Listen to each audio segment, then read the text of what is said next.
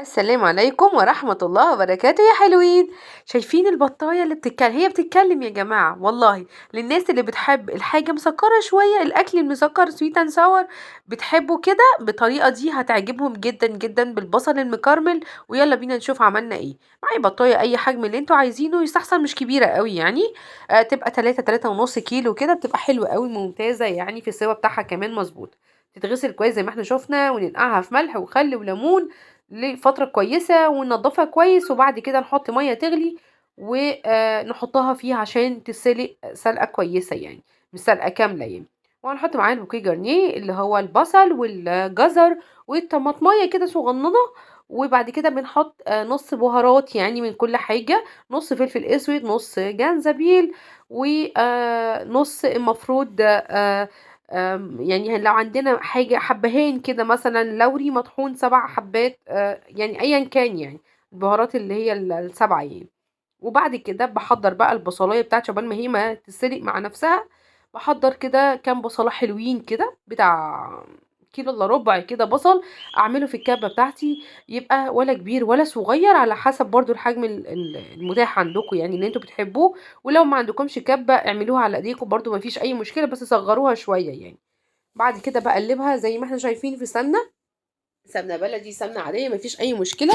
هاحط بقى وهي يعني دبلت كده معايا، هاروح حاطة معلقة سكر. أنا حطيت معلقتين صغيرين سكر، لأ أنتم حطوا معلقة عشان السكر بتاعها يعني ما يكونش زيادة شوية، يكون مضبوط بالضبط. حطوا معلقة واحدة بس صغيرة سكر. وبعد كده هنبتدي بقى زي ما إحنا شايفين هتبتدي تكرمل يعني، اللي هو تخش في اللون اللي هو الدهبي أو المحمر شوية. بعد كده لمّا تبقى مكرملة بسيط زي ما إحنا شايفين كده اللون ده اللي معانا ده في البصلة كلّها، بنحط بقى بنكمّل بهاراتنا عادي خالص، البهارات بتاعتنا لمّا نيجي يعني نحطها في البطاية أو تحت البطاية.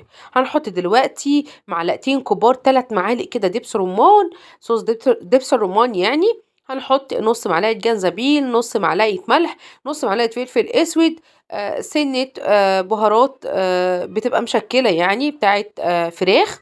وبعد كده هاروح حاطة معلقتين صلصة كبار.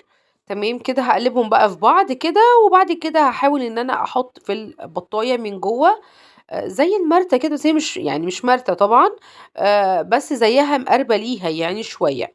تمام، باحط بقى البصل في كل حتّة في البطاية بتاعتي. و باضبط الملح طبعًا، خدوا بالكم من الملح بتاعنا.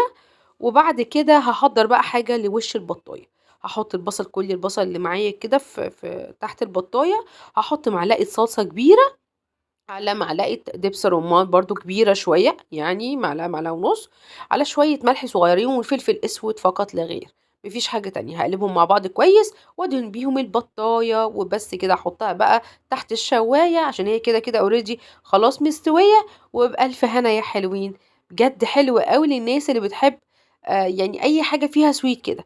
لو عجبتكم بقى ما تنسونيش بلايك وسبسكرايب وتفعيل الجرس عشان يوصل لكم كل جديد مني. دمتم سالمين، والسلام عليكم ورحمة الله وبركاته.